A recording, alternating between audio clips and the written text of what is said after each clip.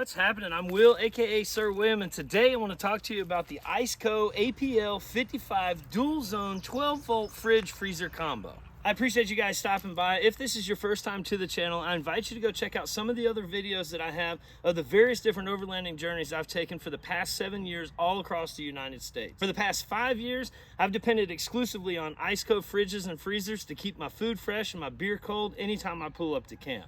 So when Iceco told me that they had a brand new fridge that they wanted to test out, I jumped on the opportunity to do so. This is it. This is the Iceco APL55 dual zone fridge freezer combo from Iceco, and that's a lot. Now, I'm not obligated to tell you just the good or just the bad. Iceco did provide this fridge for me to give my honest feedback, and that's exactly what I intend on doing.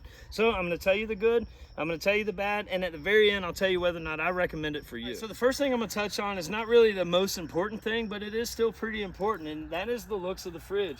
This is a very nice looking fridge. Iceco has done a really good job over the years at improving the aesthetics of their fridge, and this is no different. I'm not real sure what this outside is. I haven't tested it with any kind of magnet or anything, so I'm not sure if it's metal or if it's some kind of composite. It kind of feels like it's plastic, but it also kind of feels like it maybe could be some sort of a metal too.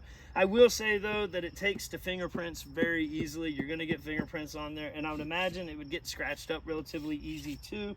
The VL45 Pro that I have in the back of the 4Runner is really nice. It's flat black, and it doesn't take the fingerprints, but you can still scratch it. And it is magnetic, which I kind of like being able to stick magnets to it. That being said, it does have some really nice corner guards here for whenever it gets banged around. And it appears that it has some kind of situation up here at the top where you might be able to strap it down or strap through here. The only problem with that is the fact that the way that it opens, it would be kind of a hassle if you were to strap it down through here. So I would maybe recommend strapping it down on these corners or these corners here if you were going to do that. But otherwise, looks, I would definitely give this thing a 10 out of a 10 because it is a very sharp looking fridge. Up here on the front, you can see you've got a really solid handle right here. You've also got a nice handle on the lid itself, and you've got a solid locking mechanism for the lid. The Iceco VL45 Pro does not have that locking mechanism, and I really miss it. So I like that they brought that back on the APL55.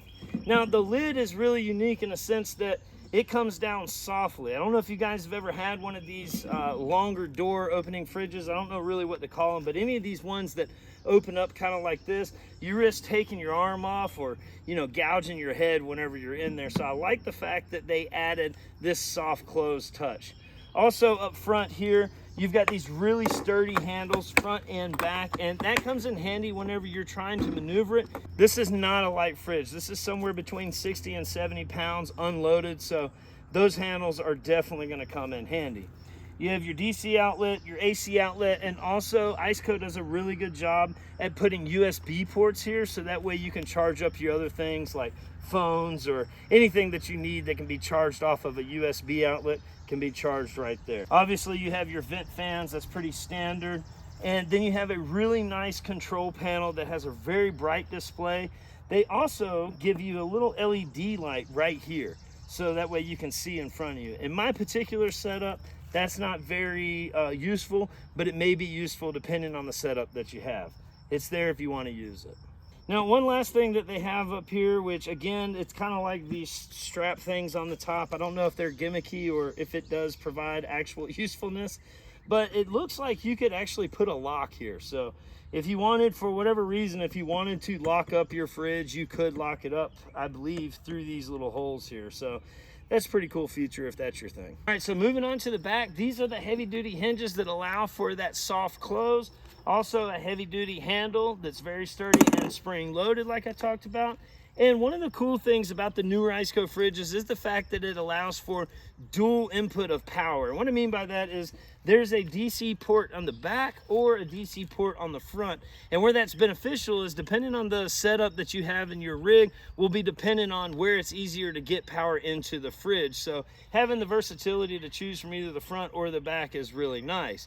Now the APL55 actually gives you those two USB ports on the back as well as the two USB up front too. So that's really beneficial as well. Moving on to the inside of the APL55, the first thing you're going to notice is a really nice seal around the edge of the lid, and mix that with those really nice latches. You're not going to have any rattling, and it's going to be a lot more efficient.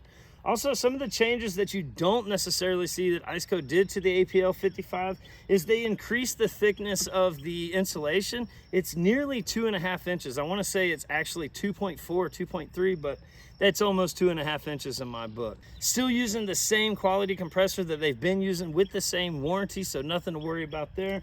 The biggest difference on this, the APL55, is that dual zone setup. So right now it's set up in its dual zone configuration. You can see a basket here, a divider, another basket, and then you have a shallow little area up here where you could stick produce. Now, if I were to take this divider out, it now becomes a single zone fridge. So I can set it only to one single temperature, and the fridge is gonna automatically know that that divider's out.